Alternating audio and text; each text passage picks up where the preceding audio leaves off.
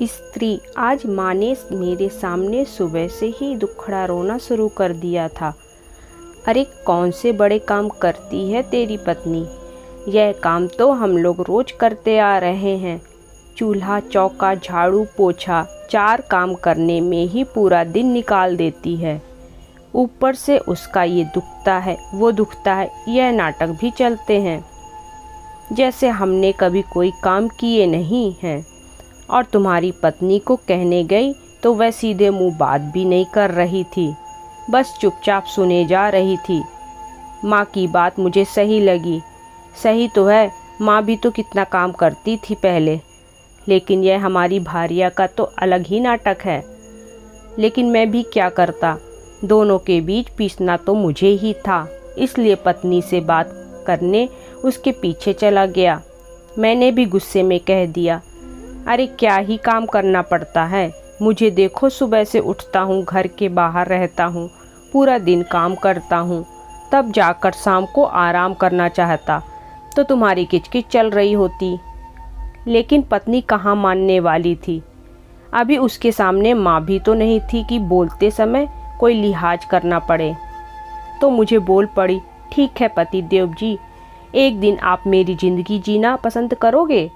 तो मैं भी कह दिया, ठीक है कर दूंगा। उस दिन तुम कुछ भी काम मत करना, बस बैठी रहना। यह जो दिन भर यहाँ वहाँ अड़ोसी पड़ोसियों के घर चली जाती हो, बचे कुछ टाइम में अपनी मायके वालों से फ़ोन पर बात करने में लगा देती हो। अगर पूरा दिन टाइम पास नहीं करोगी तो 2 घंटे में काम निपट जाएगा। पत्नी एक बार मुस्कुराई और कहा, नहीं नहीं पति देव जी, आपको पूरा दिन घर का काम नहीं करना है, बस आपको मेरे हिस्से के 3 ही काम करने हैं। बस 3 काम? बताओ भला कौन से हैं? मैंने भी पूछ लिया तो पत्नी बोली, पहला काम मैं कपड़े धोऊंगी, आपको बस उन्हें सुखाना है। दूसरा काम मैं सारे बर्तन साफ करूंगी, आपको उन्हें बस जमाना है। और तीसरा काम मैं सारे घर में झाड़ू पोछा करूंगी, बस आपको कचरा उठाना है। मैंने एक शरारती मुस्कान के साथ कहा, तुम भी ना अच्छा खासा मौका दे रहा था आराम करने का, हाथ से गवा रही हो। चलो ठीक है, कल सुबह तैयार रहूँगा। सुबह हो गई, सबका चाय पानी नाश्ता हुआ। उसके बाद पत्नी ने सारे बर्तन धोकर टोकने में रख दिए तो मैं वो बर्तन जमाने के लिए आगे बढ़ा। उतने में पत्नी बोली, अरे अरे पति देव जी, बर्तन के ऊपर का पानी निथरने दीजिए। उसके बाद ये जो चीनी के कप है उनको वहाँ सामने रखना है। और हाँ, पहले कपड़े से पोंछ लेना, फिर ये जो प्लेटें हैं उनको सिंक के नीचे वाले हिस्से में रखना है। इनको भी अलग अलग रखना, एक के साथ एक रहोगे तो उनके अंदर पानी जम जाएगा। और यह चाय की केतली, इसे धूप में रखना जो खिड़की से आती है, वहीं पर रख दीजिएगा क्योंकि स्मेल चली जाए। और यह दवाई का गिलास उनके कमरे में रखना, अच्छे से सुखा करके रखना। मैंने उसकी बात सुनी और ठीक वैसे ही बर्तन जमाने लग गया। बर्तन जमाते जमाते कब 15 मिनट निकल गए पता ही नहीं चला। क्या करता, चीनी के प्लेट थी, हल्के हाथ से साफ करनी पड़ी, टूट जाती तो। डर था, रोज माँ मेरी पत्नी को सुनाती है, कहीं आज मुझे न सुनना पड़े। फिर पत्नी ने झाड़ू निकाली और कचरा वहीं रहने दिया। मैं कचरा उठाने निकल गया तो उसने बताया, पति देव जी, कचरे को अलग अलग करके डालना, गीला कचरा अलग, सूखा कचरा अलग। और किचन में जो मैंने अभी सब्जी साफ की थी उसमें से जो हरी घास और कुछ डंठल वगैरह है वह नीचे गाय माता आएगी, उसको खिला देना। साथ में रात की रोटी भी रखी है, वह भी ले जाना। मैं भी एक हाथ में गीला कचरा, एक हाथ में सूखा कचरा और किचन का कचरा सब लेकर आंगन में दाखिल हुआ। कॉलोनी में पहले से ही गाय माता अपने दर्शन दे रही थी तो मैं उनके पास गया, उनको रोटी खिलाने लग गया। तो माताजी ने थोड़ा बहुत खाया, थोड़ा बहुत कचरा फैला दिया, फिर वापस से झाड़ू लेकर उसे साफ करने में लग गया। कचरे की गाड़ी की आवाज़ तो आ रही थी, लेकिन गाड़ी अभी तक आई नहीं। शायद जगह जगह पर रुकते हुए आती है, इसलिए समय लग रहा था। तो उसका इंतज़ार करते बाहर खड़ा हो गया। अकेले अकेले इंतज़ार करने में बोरियत होने लगी तो अपना मोबाइल निकाल के बातचीत करना शुरू कर दिया। 5-10 मिनट के बाद गाड़ी आ गई तो उसमें कचरा डाल के फिर से घर में दाखिल हो गया। थोड़ी देर बैठ गया। पत्नी को देखा तो मैडम सारे कमरों से कपड़े इकट्ठे कर रही थी धोने के लिए। मैंने सोचा अभी कपड़े धोने में टाइम है, तब तक आराम कर लूं। तो बाथरूम में से जोर जोर से मोंगरी की आवाज़ आने लगी। ऐसा लग रहा था कि पत्नी कपड़ों को धो नहीं रही, दिन भर के अपने फ्रस्ट्रेशन को निकाल रही है। इसलिए मैं तमतमाते हुए बाथरूम के पास गया और उसे बोलने ही वाला था कि गुस्सा निकालना ही है तो मुझ पर निकालो, कपड़ों पर नहीं। तब देखा कि वह मेरी ही जीन्स को रगड़ रही थी जिसके ऊपर मैंने कल सब्जी गिरा के रखी थी। मैं अपनी बात मुंह में दबाए बाहर निकल आया। थोड़ी देर बाद वह 2 बाल्टी कपड़े मेरे सामने रखते हुए बोली, इन्हें सुखाकर आइए, और हाँ, इसमें यह जो साड़ी है इसका रंग जाता है, इसलिए इसे छांव में सुखाना, और यह जो शर्ट और पैंट है इनको उल्टा करके सुखा दो ताकि इनका भी रंग ना जाए और धूप भी लग जाए।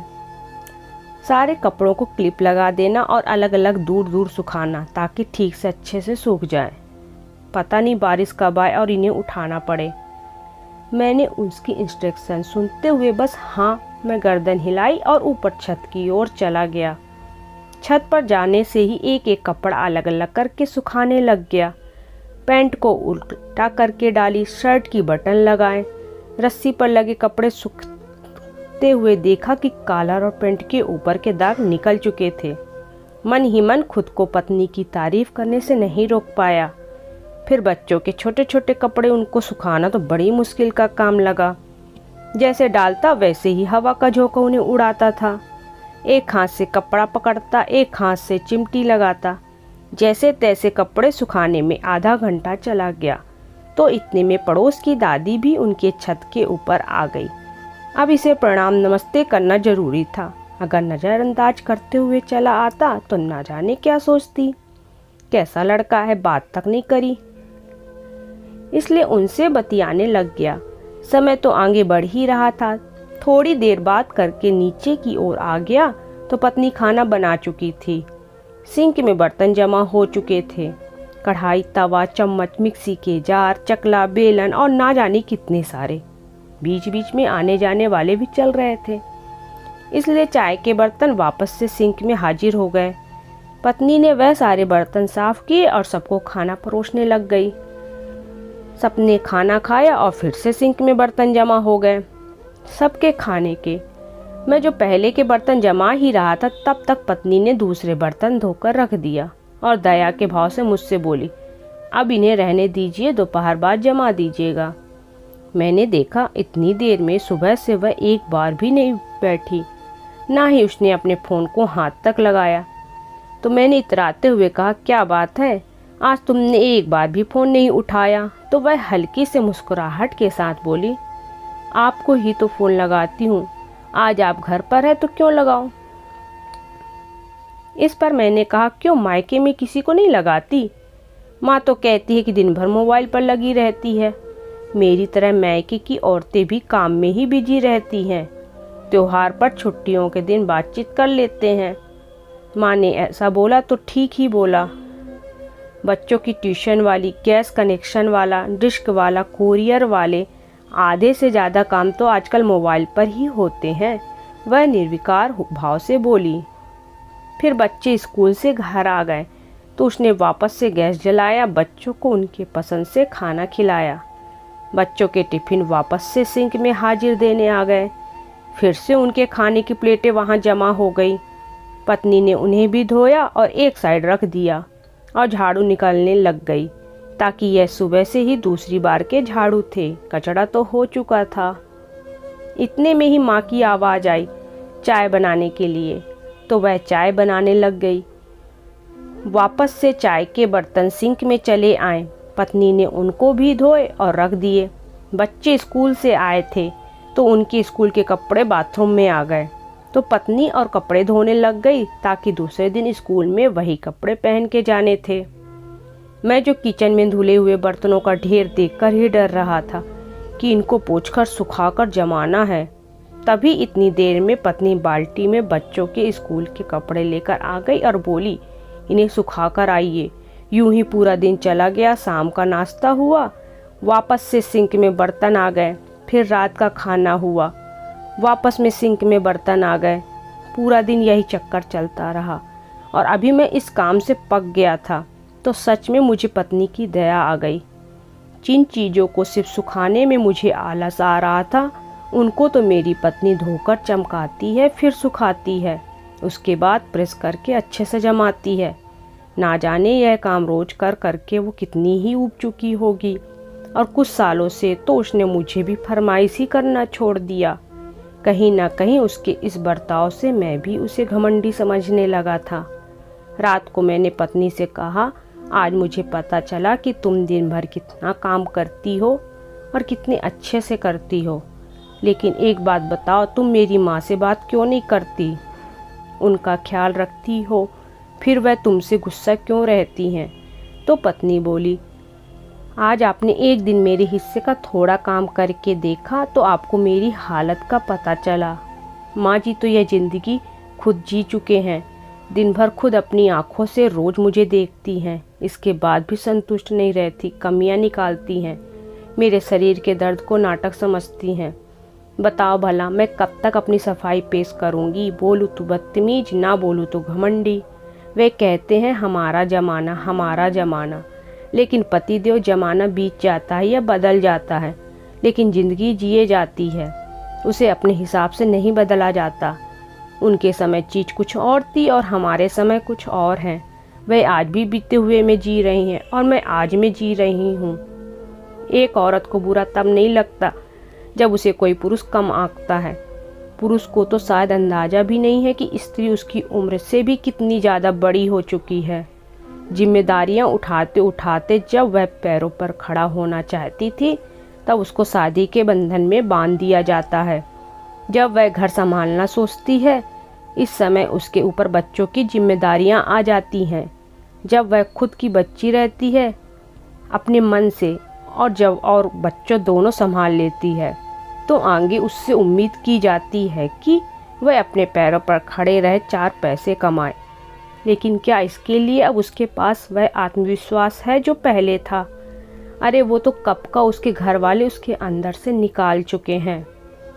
उसके अंदर छोटी छोटी चीज़ों में कमियां निकाल कर, और वह समाज में एक उपहास ही बनकर रही है, सिर्फ इसलिए क्योंकि वह 4 दीवारों के बीच रहती है।